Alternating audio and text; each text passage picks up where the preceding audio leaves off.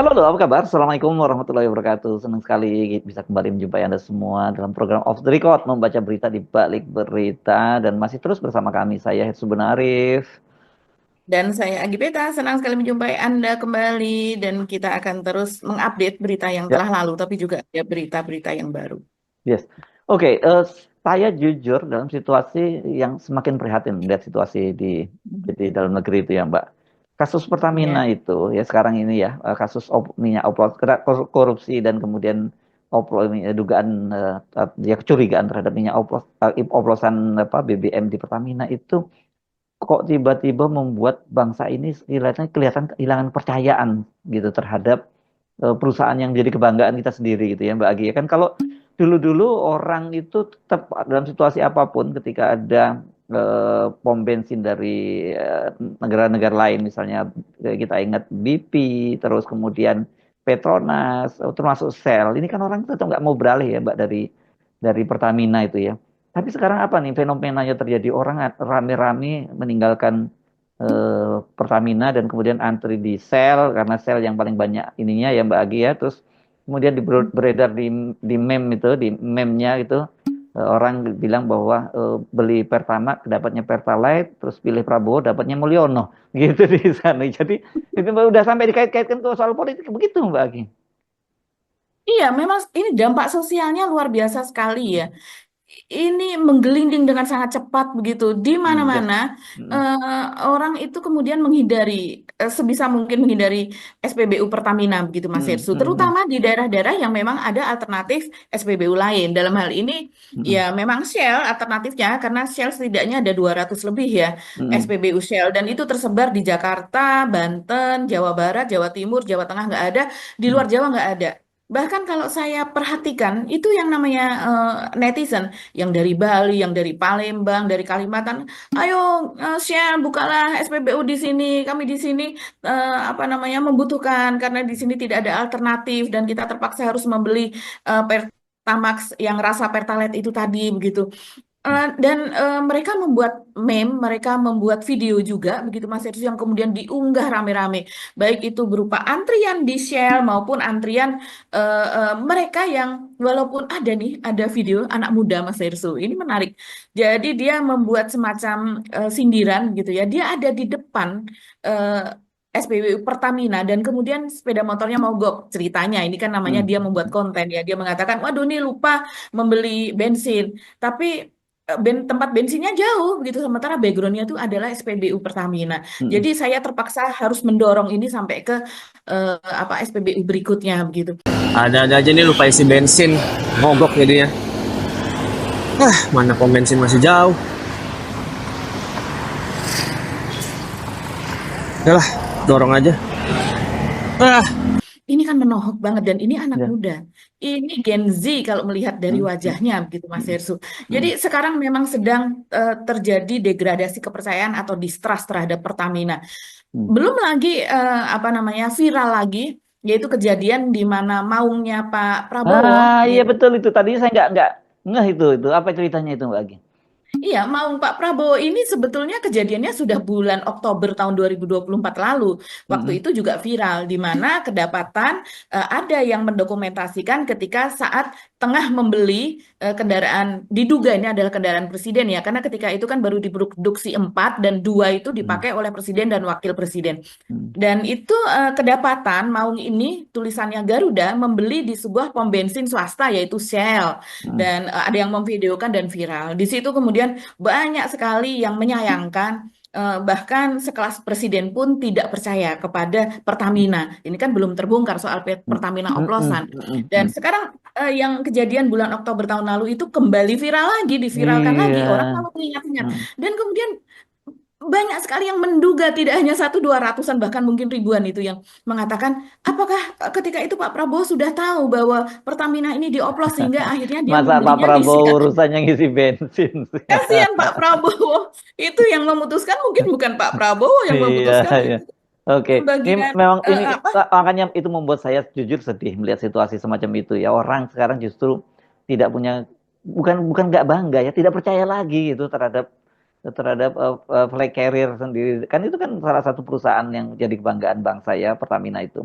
Nah, di Ya. luar itu juga Mhm. orang sekarang juga, ini terutama teman-teman yang dari alumni ya UI mungkin yang menjadi semakin prihatin dengan perkembangan terbaru bahwa Mhm. Dewan Guru Besar itu sudah memutuskan di dalam sidang etiknya memberikan rekomendasi bahwa Bahlil itu gelar doktornya itu ya harus dibatalkan karena dia diminta untuk menulis ulang disertasinya begitu ya. Tapi itu katanya rekomendasinya sangat tergantung kepada keputusan dari apakah diulang atau tidak itu tergantung keputusan dari rektor dan Dewan Guru Besar akan mengikuti keputusan rektor. Tapi kan ini juga lagi-lagi sama hal itu Mbak membuatkan public distrust. Karena selama ini orang kalau ngomongin soal UI itu kan jaminan mutu lah, itu kredibilitas gitu. Tiba-tiba muncul seperti ini kan kasusnya ya jelas ini tidak sendirian, artinya gitu loh. Artinya bahwa Balil, oke Balilnya, ya sudahlah orang ngomong gitu Balilnya. Tapi kan Balil nggak bisa sendirian ya, apa istilahnya kalau peribahasa it take to tango gitu ya Mbak ya. Jadi kalau mau nari tango itu nggak mungkin sendirian. Jadi nggak mungkin juga Balil semacam-macam itu tanpa ada keterlibatan orang di dalam dan kemudian dari rekomendasi itu dijelaskan kan promotor dan co-promotornya yang disebut bahwa punya konflik of interest. Kalau nggak salah nih jadian ya Mbak, jadi komisaris di BUMN gitu ya Mbak ya.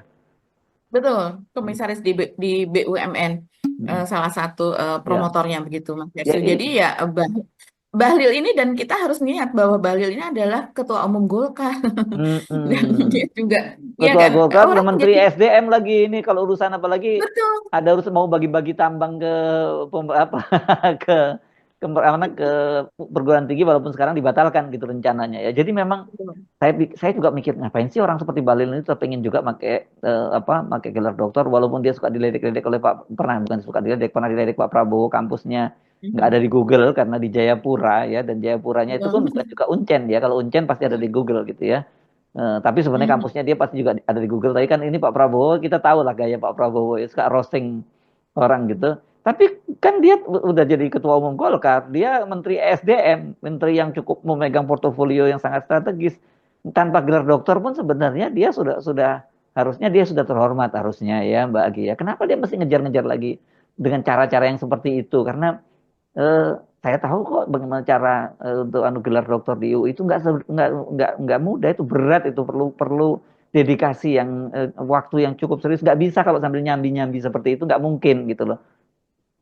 Iya, sama sekali tidak mungkin Mas Hirsu, apalagi kemudian Bahlil ini mendapatkan gelar doktornya dengan waktu yang sangat cepat sekali, begitu Mm-mm. kan? Mm-mm. Ya, Bahkan ini kita langsung sambung aja soal Bahlil ini ya Mas Hersu mm, ya.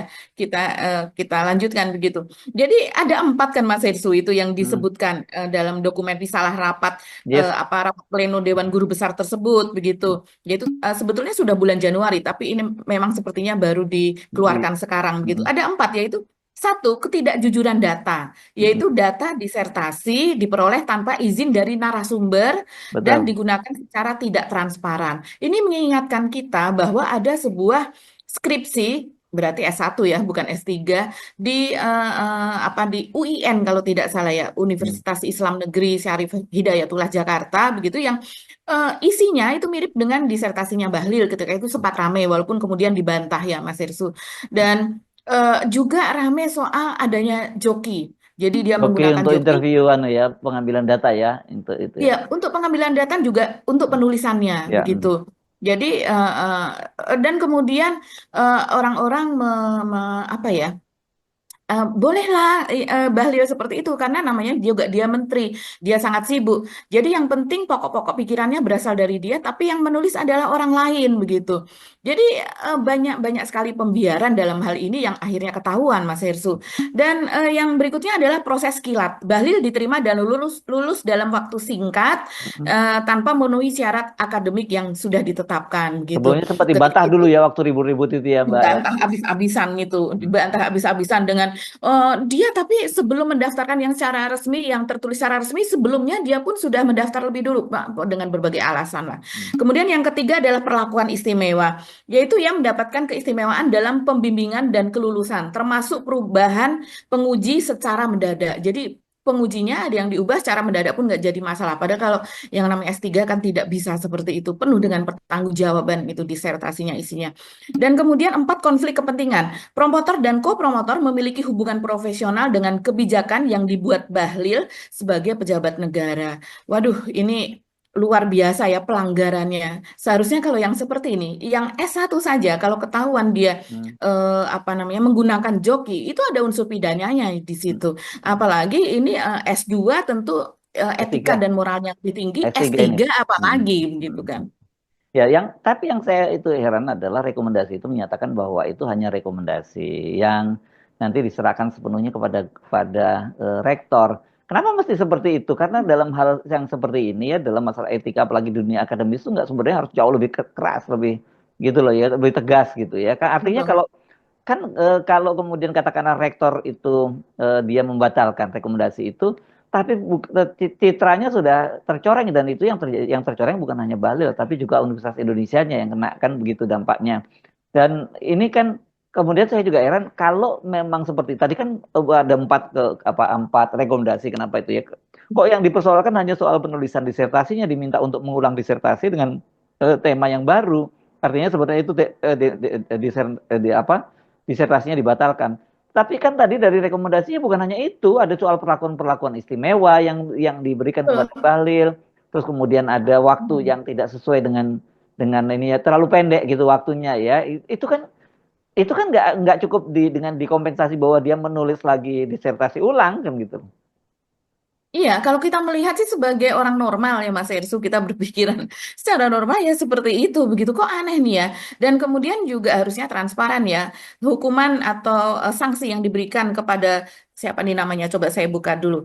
Mbak Chandra Wijaya, ini dia profesor loh, ini sebagai promotor Mas Ersu, ini di sini sidang terbuka promosi doktor ya, ketika itu dan dia berlaku sebagai promotornya, Profesor Dr. Chandra Wijaya MSI MM, dan dia adalah komisaris independen Jasa Marga kalau tidak salah ya. Eh, ini yang tadi yang dimaksudkan salah satu klausulnya, yaitu Konflik of memiliki interest ya. apa, link begitu ya, Hmm. iya, konflik of interest karena dia menjabat juga sebagai pejabat negara kan dalam hal ini begitu. Hmm. Dan kita tahu juga ketika itu ada pengamat juga dan orang dari UI sendiri itu yang mengatakan memang eh, kajian strategik dan global ini kan masih baru begitu Mas Hmm. Hirsu untuk jurusan untuk doktoral tingkat S3-nya ya untuk doktoralnya. Hmm. Dan kemudian ini masih memerlukan biaya, katanya begitu untuk pengembangannya, entah untuk gedungnya, untuk apa dan sebagainya. Jadi ini bukan kajian yang sudah lama. Nah, inilah yang kemudian membuat beberapa kali sebetulnya tidak hanya Bahlil, ini yang bermasalah, yang menempuh pendidikan di apa kajian strategik dan global dari S3 yang ada di UI tersebut begitu. Kita tahu yang lainnya itu ketika itu pada pekan yang sama ada Hasto ya Mas Hersu ya yang juga menempuh sidang S3-nya kan. Tapi Balil hari Hasto ini Rabunya kalau lulus. nggak salah, kemudian Hasto hari Jumatnya gitu ya, nggak seingatnya kalau nggak salah. Betul, hanya berselang 1 hari atau 2 hari, atau 1 hari ya dari Rabu ke Jumat. Hmm. Dan kemudian yang hadir itu ada Megawati, ada pokoknya ada Ganjar, petinggi-petinggi lah dari Hmm. PDIP. Tapi memang Hasto ini adalah gelar S3 yang kedua ya, karena Hmm. gelar S3 yang pertamanya didapat di Universitas Pertahanan gitu. Betul. Hmm. Jadi memang jadi memang ini hanya tambahan saja lah kalau Hmm. buat Hasto. Nah, sementara kalau untuk Bahlil ini pertaruhan reputasi begitu. Dan dia pun juga sudah pernah mengatakan bahwa mereka yang nilai IPK-nya rendah begitu, yang hanya 2, atau di bawah 3, itu bukan berarti dia tidak bisa mengambil gelar doktor, bukan berarti saya buktinya sudah doktor dan kemudian menjadi menteri begitu kan. Ya, ini akhirnya terpatahkan. Bahwa eh, apalagi di perguruan tinggi yang punya reputasi besar begitu. Ya sayang sekali kalau seandainya orang yang seperti ini begitu, ini kan di dalam etikanya sudah masuk unsur pembohongan ya kan Mas Hersu. Terus kemudian KKN di situ di mana ada konflik of interest di situ. Orangnya yang jadi promotor juga dia kenal dan diberikan jabatan oleh pemerintahan atau kabinet dari Pak Jokowi ketika apa namanya oleh Menteri BUMN kan yang ada di kabinet Pak Jokowi. Jadi ya sayang sekali kalau seandainya hal ini kemudian tidak disanksi dengan sangat-sangat apa ya namanya eh, sanksi yang final begitu ya. Ya, seharusnya yang seperti ini tidak bisa sih kalau kita melihat ini kan sangat jarang loh Mas Hersu kejadian seperti ini dan ini ada di kabinet dan orang yang seperti ini kan moral hazardnya tinggi ya kalau kita lihat dan apakah orang yang seperti ini masih akan dipertahankan di kabinet Pak Prabowo? begitu. Sementara di kabinet Pak Jokowi, sebelumnya di Pak Jokowi pun sudah banyak sekali kan kejadian-kejadian yang apa menyangkut Bahlil ini, seperti misalnya bagi-bagi tambang dan sebagainya, yang juga ketika itu soal soal apa ya, soal ribut soal tambang juga yang kemudian dia dilaporkan ke KPK. Pak Mulyanto yang dari Komisi 6 itu sangat tahu itu karena dia ahli soal bidang ESDM kan, dan Bahlil sudah dilaporkan ke Iya, KPK ketika. izin-izin yang dibekukan yang pada waktu itu kan menjelang Oh ya pilpres ya waktu betul. itu ya. Nah, Mhm, gitu. mhm. Dan Dan kemudian kemudian dianggap dimainkan dan itu katanya diduga untuk dimainkan, biaya pilpres betul. kan gitu. Ya. Iya, betul, betul. Jadi ini apa ya, Bahlil ini lebih sebagai kalau kita melihat antara keahliannya dan politiknya lebih besar politikingnya, begitu kan? Kalau keahliannya, kepandaiannya, kebisaannya, yaitu karena dia pandai berbicara, karena dia memang politikus. Tapi soal ahli ekspertisnya dia dalam bidangnya itu ya tanda tanya, karena S3-nya saja seperti ini kasusnya. Mm, mm. Iya, iya. Ini menjadikan dan memang saya sepakat kita mesti fair juga. Ini bukan kesalahan Bahlil sendiri, tapi juga kesalahan orang-orang di dalam UI. Jadi harusnya ini Betul. kalau sampai kemudian ternyata eh, Rektor UI membatalkan rekomendasi dari para Dewan Guru Besar dan kemudian Hmm. Bahlil tetap dengan apa dia tetap menyandang gelar itu. Menurut saya tidak dia akan menjadi catatan sampai kapanpun kasusnya seperti Gibran lah ya, seperti anak haram konstitusi. Ini mungkin Ya. apa ya disebutnya anak haram akademisi atau apa gitu ya yang bisa Hmm. disebut seperti itu dan itu dari sisi Bahlilnya dan kalau toh katakanlah dia misalnya membuat disertasi ulang pun menurut saya juga percuma juga. Jadi sebenarnya Bahlil nggak perlulah ngejar-ngejar seperti ini gelar doktor itu karena kan maksudnya mungkin supaya lebih terhormat gitu, lebih kredibel dia dengan jadi doktor dari UI. Tapi yang terjadi bukan itu malahan kan. Publik akan mencemooh itu kan. Iya, dan saya rasa kasihan betul ya partai politik yang dipimpin oleh Bahlil ini, karena di Hmm. dalamnya itu penuh dengan orang-orang yang bahkan profesor, S3, S2 begitu.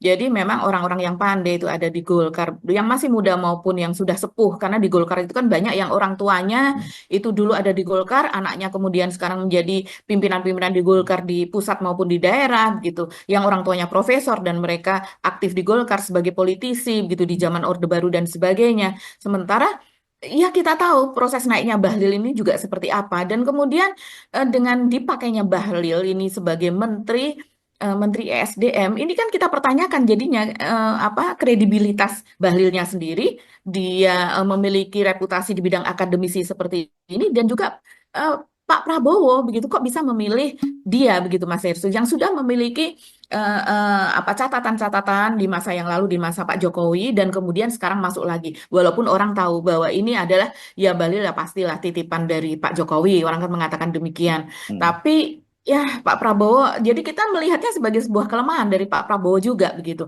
Dan ini apakah tidak menjadi kandidat berikutnya untuk di reshuffle begitu menyusul Satrio apa namanya Menteri Mendikti Saintek yang lalu begitu yang juga melakukan sebuah kesalahan fatal ketika itu ya. Ini lebih fatal lagi daripada Pak Satrio gitu. Ya, ya tetapi saya kira ini apa ya dalam situasi sekarang ini kalau menurut saya Bahlil lagi tetap memaksakan seperti itu nggak ada gunanya juga gitu. Dan tapi saya nggak meyakini Pak Prabowo itu akan melakukan reshuffle, Mbak. Karena dari berbagai pernyataan-pernyataan Pak Prabowo itu mengindikasikan tidak akan ada reshuffle karena kata dia terutama dari partai-partai politik. Ini kan berkaitan dengan Pak Prabowo pada tanggal 14 Februari ya ketika dia mengumpulkan para ketua umum partai koalisi koalisi Indonesia Plus ya, koalisi Indonesia Maju Plus, Kim Plus itu ya, Iya. kan dia menawarkan untuk koalisi permanen. Jadi bagaimana Mhm. mungkin dia mau melakukan reshuffle kalau dia menawarkan koalisi koalisi permanen. Jadi dari pernyataan Pak Prabowo itu juga kita mesti perhatikan mau kayak apapun. Kasus jangankan Bahlil, kasusnya misalnya Menteri Desa Yandri yang dulu dia sebelumnya dia pernah juga minta maaf ketika dia katanya dia nggak tahu yang soal dia menggunakan surat Kementerian Desa untuk ternyata dia Mhm. mengumpulkan kepala desa untuk mobilisasi mendukung istrinya maju pada pilpres pada pilkada mohon maaf pilkada di Mhm. Serang. Kemarin Serang. kan Mhm. keputusan di Mahkamah Konstitusi jelas ya bahwa dia itu melakukan cawe-cawe Betul. melalui abdesi bahkan Mhm. itu yang melakukan mobilisasi Mhm. untuk itu. itu kan sebenarnya udah pelanggaran yang kedua kali. Ini jadi dari sini Betul. nggak ada alasan lagi dia tidak mengetahui. Tapi kan kemudian nggak ada konsekuensi apapun kecuali bahwa itu dibatalkan secara pemilunya pilkadanya dibatalkan dan kemudian dilakukan pemungutan suara ulang di seluruh di seluruh wilayah, seluruh kecamatan. Dan ini saya membaca mulai Kemendagri katanya mulai menyatakan kan yang diminta untuk melakukan pemungutan ulang itu 26 ya dari 40 26 daerah kan Mbak. Dan kemudian Kemendagri udah bilang bahwa ini pemerintah daerah nggak punya duit ini untuk melakukan Nggak punya duit. gimana coba yang seperti itu, dan itu juga nggak diresafel Mbak, nggak ada omongan apapun. Padahal itu secara etika betul-betul udah, secara bahkan juga pidana itu saya kira ya, udah dia melakukan pelanggaran pidana pemilu ya sebenarnya itu. Mhm. Mhm. Iya, itulah kita melihat saja nanti ini kan akan berdampak terhadap kabinet Pak Prabowo. Distrustnya tidak hanya ke Bahlil, tidak hanya di kementeriannya, begitu, tidak hanya terhadap setiap kali kebijakan yang dikeluarkan oleh Bahlil. Ini kan sudah baru 100 berapa hari saja ya pemerintahan Pak Prabowo yang ada Bahlil di dalamnya. Ini kan kontroversinya sudah banyak, Mas Hersu. Salah satunya paling besar itu soal gas. Terus kemudian kontroversi yang lainnya adalah dia menginginkan dana dari Danantara itu untuk program hilirisasinya. Walaupun kita tahu Pak Prabowo memang betul pasti salah satu programnya adalah hilirisasi. Tapi dengan pernyataan Bahlil itu saja orang sudah orang sudah menilai negatif gitu. Wah, Bahlil lagi gitu. Jadi akan dipegang oleh Bahlil. Mereka mengatakan jadi sebagian dana Danantara itu akan diberikan kepada Bahlil untuk dikelola dan sebagainya. Itu sudah menimbulkan sentimen negatif. Dan yang ketiga ini parah sekali ini. Memang tidak dirasakan seperti gas melon kemarin yang dampak sosialnya di seluruh Indonesia. Ini dampak sosialnya lebih kepada Bahlil, terus kemudian Prabowo sebagai presiden yang memiliki anak buah seperti ini, dan juga kepada Golkar begitu. Golkar dipimpin oleh yang seperti ini. Dan tapi kita tahu ya Pak Prabowo kan tidak sejulit seperti Jokowi begitulah ya, tidak selicik seperti Jokowi yang bagaimana untuk menaikkan Bahlil ini dengan segala cara. Tapi kalau Pak Prabowo saya rasa dia tidak akan kemudian men-take down Bahlil begitu dengan caranya, dengan cara yang ini menggerakkan orang dalamnya begitu. Tapi ya kita tidak tahu kalau memang perilakunya sudah keterlaluan gitu. Kita lihat orang yang seperti ini seringkali apa ya Mas Hersu salah langkah gitu di Ya, banyak hal. Dulu di masa Jokowi tertutupi, kalau sekarang sudah sulit. Komentarnya dia soal apa Danantara, soal Pertamina juga ini yang korupsi, soal oplosan dan ya, sebagainya ya, aja ya, ya. sudah menimbulkan sentimen banyak banyak sentimen Ya. negatif. Kita balik lagi ya, kita lanjutin lagi yang soal tadi ya, soal public distrust terhadap Pertamina itu ya, karena dikaitkan dengan soal korupsi yang kuadriliun ya, itu yang sampai 1.000 triliun lebih itu ya. Dan sampai sekarang kan kemudian ini juga pemerintah ini bukan hanya rakyat yang nggak percaya, tapi DPR misalnya kemarin Mbak Aki cepat ngikuti nggak ketika rapat berlangsung antara Komisi 12 dengan dengan Iya. apa ya itu istilahnya apa ya, kayak sel itu apa sih, operator atau apa itu nama pemilik Iya, pom bensin lah ya. perusahaan penyalur bahan bakar minyak ya Mas Iya, Hersu iya. ya. Nah, Ya, pemilik SPBU lah yang ada di pemilik ini ya. di Nah, itu pun kan anggota DPR sendiri juga terkesan bahwa dia tidak percaya dengan penjelasan dari Pertamina yang bahwa ini tidak ada oplosan yang ada di blend kan begitu ya. Itu kan, dari situ aja kan kemudian mereka kan mempertanyakan waktu didesak ya dalam salah satu kemarin itu sesinya, ketika dari sel ditanya apakah mungkin bisa itu kalau dioplos dari RON 90 dengan Betul. 92 kemudian naik gitu. Dan kalau kemudian adiktif itu apa untuk maksudnya gitu tambahan itu, apakah itu bisa menaikkan RON? Kan dijawab adiktif itu tidak, aditif itu bukan adiktif. Aditif itu bukan untuk menaikkan RON, tapi itu hanya semacam apa ya, beda yang masing-masing itu punya kelebihan masing-masing lah gitu dengan menggunakan zat-zat aditif tadi itu gitu. Iya, memberikan nilai tambah atau Nilai tambah value added ya, value ya edit begitulah ya. value ya, ya, ya. Jadi Tidak eh, naikkan jadi RON-nya kalau gitu. Betul, tidak menaikkan ronnya, tapi kan Bu siapa namanya Bu Ingrid Siburian kalau aku Iya, tidak iya, salah Lucy namanya, Brian ya.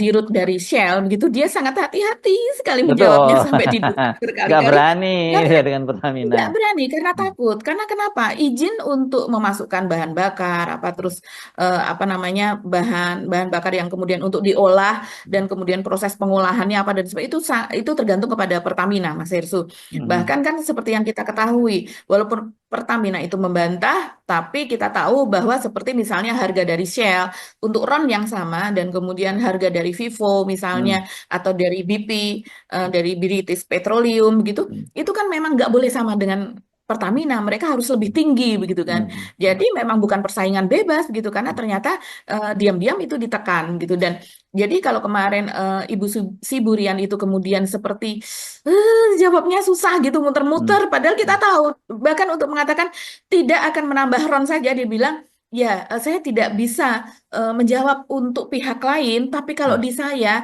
itu tidak bisa begitu. Ya jelas kalau dia tidak bisa, yang lain juga tidak bisa. Karena kita tahu zat aditifnya itu yang diberikan adalah berupa pewarna, begitu Hmm. kan? Kalau di Pertamina yang dulu ada dulu namanya premium ya, itu kan warnanya kuning. Terus kemudian sebetulnya sudah ada aturan bahwa kalau untuk Pertalite itu warnanya hijau, begitu hijau jernih. Dan kemudian untuk Pertamax itu warnanya biru. Dan yang lainnya ada yang warnanya kemerahan, agak pink atau seperti itu yang ronnya lebih tinggi lagi begitu. Tapi saat ini Mas Hersu kalau kita lihat di lapangan itu langsung ada netizen itu yang mengecek ya. Jadi Iya, di situ ambil dibandingkan langsung Pertalite gitu ya. Hmm. untuk dibandingkan dan ternyata warnanya sama, dua-duanya berwarna biru. Yang artinya kalau seandainya misalnya Pertamax ini habis, ya udah tinggal dikasih Pertalite aja. Orang kalau mau ngecek, oh iya warnanya biru kok bukan hijau. Kan jadi seperti itu gitu. Hmm. Dan itu ada di tangkinya Pertalite. Hmm. Ini kan aneh banget yang bisa kita lihat ini memang ada permainan yang apa namanya Pertalite tapi kemudian dikasih warna menjadi warnanya Pertamax. Kita akan menduganya jadi seperti itu. Hmm. Dan apa ya? eh, eh, Pertamina ini sebetulnya sekarang ini Mas Hersu kalau kita lihat di lapangan bagaimana SPBU Shell itu rame dan kemudian antri banyak sekali itu kalau di media sosial bagaimana tangki tangki apa bensin dari Shell itu datang kemudian pada senang begitu ya karena mereka sudah Hmm. ngantri panjang. Nah, padahal kalau saya beli di Shell itu nggak ngantri Mas Hersu biasanya Nggak dan kita antri ya. dilayani dengan sangat ramah terus jendela mobil kita juga dibersihkan gitu dengan sampai bersih seperti itu kan. Jadi di situ ada kafe, di situ ada. Jadi memang banyak sekali seperti ada musola yang bersih, toilet yang bersih. Memang banyak sekali nilai tambah yang mereka berikan untuk menarik konsumen. Susah dulu untuk menarik konsumen. Tapi sekarang dengan adanya kejadian ini, orang lari ke sana semua. Padahal kita tahu Shell ini itu tadi ya baru ada sekitar 200 kalau menurut Ibu Siburian kemarin. Tapi Hmm. kalau saya cek di ini di apa di Google rupanya nggak sampai 200. Apakah sekarang memang sudah bertambah? Sementara kalau SPBU Pertamina ada 7.751. Jauh Itu banget data tuh yang ya terakhir. jumlahnya ya. Jauh sekali Mas Hersu. Itu juga ada Indostation, itu punyanya Exxon berkolaborasi sama Anthony Salim, Salim Group begitulah ya, yang itu tidak bermain di tempat-tempat yang besar. Jadi dia masuk ke pelosok-pelosok sebagai eh, SBBU mini, kecil begitulah Hmm. ya, yang bisa di tempat-tempat yang kecil. Dan sementara kalau Vivo kalau tidak salah ada 32 dan satu lagi apa ya? Itu hanya AKR. sekitar ya, British Petroleum AKR itu sekitar 20 pom bensinnya. Jadi ini sebenarnya Pertamina memang menguasai betul gitu. Tak dengan banyaknya ribuan yang dia miliki ya artinya yang dirugikan itu jutaan rakyat Indonesia. Semakin Ya. semakin banyak SPBU, semakin dia leluasa bermain, ya kita ini yang rugi Ya. gitu. Ini sekarang dia masuk ini ya Mbak ya, masuk daftar pokok jumlah korupsi terbanyak begitu ya sekarang ini ya, korupsi yang terjadi di Pertamina itu ya. Iya, kalau kita melihat daftar korupsi dunia begitu Mas Hmm. Hersu ya, Rekor ada ini ya sekarang ya. Sepertinya ini rekor ya kalau kita lihat begitu. Jadi ada korupsi seperti apa? MDB ya Mas Hersu, Ya, Eh, eh, apa yang ada di Malaysia yang melibatkan Najib Razak itu kan sekitar 75 triliun kalau tidak salah. Terus kemudian ada yang di Ukraina apa ya kalau tidak salah ya, itu sekitar ya 600-an triliun begitu. Nah, itu masih jauh lebih besar betul dari 193,7 triliun. hmm. Tapi itu kan seperti kata Kejaksaan Agung itu hanya perhitungan 1 tahun. 2023 saja. Ya, Betul, ya. hanya 1 tahun. Dan BPK sudah memvalidasi, mereka mengatakan, iya itu perhitungan untuk 1 tahun gitu. Hmm, Sementara yang lain-lain seperti korupsi Siemens begitu hmm, di Jerman yang dia memberikan ya semacam suap lah begitu Mas Hersu kepada perusahaan-perusahaan supaya di negara-negara lain gitu diringankan pajaknya. Itu kalau tidak salah hanya puluhan saja begitu ya, sekitar 22 atau berapa triliun begitu kalau di kurs ke rupiah. Jadi memang yang lain-lain itu segitu aja sudah dianggap besar loh oke. Ini di luar gawat ini negeri. Mbak Agi karena ngomong 20 triliun itu cuma ya Pak, gara-gara itu tadi ya. Ya, gara-gara dibandingkan Iya. 193,7 Padahal triliun 20 dan triliun itu kemudian banyak loh Mbak. oh banyak banyak sekali. Tapi kalau Hmm. dibandingkan dengan korupsi-korupsi yang ada di Indonesia itu jadi kecil Ya, Mas Hersul. ya, ya, Dulu ya. kita melihat korupsi Bank Senturi begitu yang antara 5 sampai 6 triliun itu kan, Hmm. wih besar sekali Wow, gitu. udah ini Tapi ya, kalau iya udah sekarang sudah nggak ada heboh itu. apa-apa. Biasa banget. Makanya sekarang saya juga mau baca ini banyak sekali di media sosial muncul seruan-seruan untuk menghidupkan hukuman mati kembali gitu ya di Indonesia gitu Ya, ya karena betul. ini bukan menghidupkan mati kembali, menerapkan hukuman mati maksud saya terhadap para pelaku Mhm. korupsi itu karena kalau cuman kayak seperti sekarang orang nggak akan takut gitu di Indonesia apalagi kan kita tahu mereka itu pasti nanti begitu ini dapat remisi-remisi, dapat kemudian dapat Mhm. kemudahan-kemudahan dan dengan duitnya itu kan mereka bisa mengatur fasilitas yang ada di LP itu udah jadi bukan rahasia lagi lah banyak sekali kasus ya nanti bukan bukan hanya sekedar mereka pulang ke rumah bahkan bisa dalam kasus Mhm. seperti itu Bagus Wawan sampai menyewa artis-artis cantik ya kan gitu Betul. itu kan bisa bisa dilakukan ya, gimana orang mau takut dihukum korupsi gitu. Jadi harus dihukum mati dan Iya, dimiskinkan itu baru terjadi ya, baru ngeri orang kalau digitukan. betul. Dan ini orang-orang yang betul-betul tidak tahu diri gitu ya, tidak tahu diri, kejam, rakus, greedy gitu. Yang ini anak dan istrinya dikasih makan dengan uang yang seperti ini, seperti apa begitu Enggak, jadinya dan gitu. mereka menikmati. Konyolnya itu kan para anak Ya, dan istrinya itu menikmati kan mereka kan tahu sebenarnya pekerjaan bapaknya seperti apa, hasilnya seperti apa, penghasilannya berapa dengan gaya hidup seperti apa itu kan mereka tahu, tapi mereka ikut menikmati. Itu kan persoalannya kayak kemarin kasus yang ada seorang bekas kanwil ya kalau nggak salah kanwil pajak di Jakarta Kanwil Jakarta, betul. yang tuh untuk membiayai fashion show anaknya segala macam itu kan. Anaknya. Ya ini ya bagaimana ya karena support sistemnya nggak jalan di rumah itu. Padahal kan mestinya kalau kalau dia pulang mestinya anak istrinya ngomong Pak kalau kamu bawa duit nggak halal pokoknya kami tolak kami nggak mau makan duit nggak halal Mhm. anak-anaknya juga Mhm. gitu nggak Mhm. ada sistem seperti itu kalau ada sistem seperti itu mereka akan mikir tapi kalau kemudian keluarganya menikmati ya mereka akan semakin kencang korupsinya. Iya, luar biasa ya Mas Hersu. Dan jadi sepertinya untuk kasus di Indonesia ini, di mana dulu soal Rafael Alun apa dan sebagainya, istrinya menikmati dan anaknya juga menikmati, begitu. Akhirnya mereka memiliki perilaku yang seperti itu, begitu ya. Ini seharusnya dibuat peraturan atau hukum, gitu, yang di mana mereka pun juga ya kalau anak dari apa Rafael Alun itu kan dihukum karena dia melakukan penganiayaan, gitu. Nah, tapi kalau yang namanya istri atau suami, taruhlah istri juga melakukan korupsi seperti ini, seharusnya ada sistem hukum yang bisa menjangkau mereka, Iya, begitu harusnya kan? bisa menjangkau mereka. Kalau nggak kapok juga sistemnya seperti itu. Kan mereka juga menikmati hasil korupsinya kan kalau bikin gitu ya. Iya, padahal kalau kita tahu, kemarin kan kita bahas Mas Hersu ya, kalau gaji untuk di Rut Pertamina itu bisa 4 sampai 5 miliar per bulan gitu. Hmm. Nah, sementara ini kan subholding, anak perusahaannya Anak Pertamina perusahaan. ini berapa? Ya, ini berapa sih sebetulnya? Nah, ini kalau berdasarkan laporan keuangan 2023 PT Pertamina Patraniaga. Nah, ini kompensasi yang diberikan kepada manajemen kunci, yaitu Dewan Direksi dan juga Komisaris, itu mencapai 19,1 juta dolar Amerika. Hmm. Yang kalau ini setara dengan 312 miliar. Ya, asumsinya itu untuk kurs 16.300.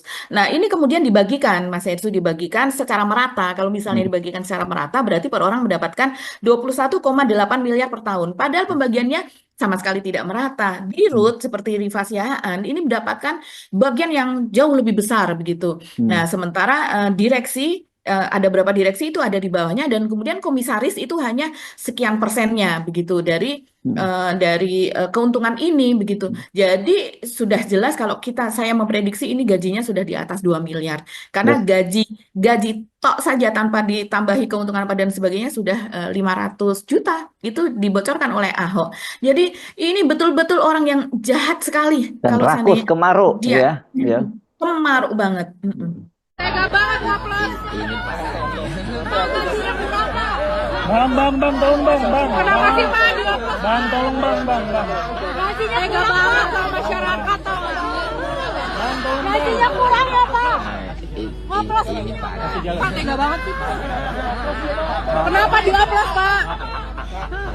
Tahu dapat untung berapa Pak? Uangnya dikemanain Pak?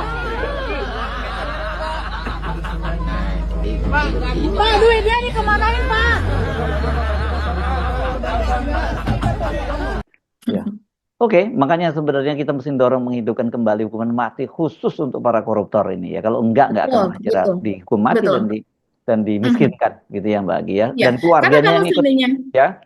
seandainya dia tidak ini menjadi contoh besar Mas Yesu. Kalau dia dan kemudian kawanannya ini, apalagi kemarin 2 lagi yang dicokok itu yang memerintahkan pengoplosan kan. Nah, kalau mereka ini dihukum ringan saja, ya orang akan banyak lagi korupsi begitu karena kok cuma seperti ini itu. bukan kawanan gitu. gerombolan ini Mbak ya. Ya, betul. Oke, Mbak Agi, kita insya Allah ketemu lagi besok. Kami mohon pamit. Saya Hersbun Arif. Dan saya Gibeta, terima kasih atas perhatian Anda. Tetap seakal sehat. Wassalamualaikum Waalaikumsalam warahmatullahi wabarakatuh.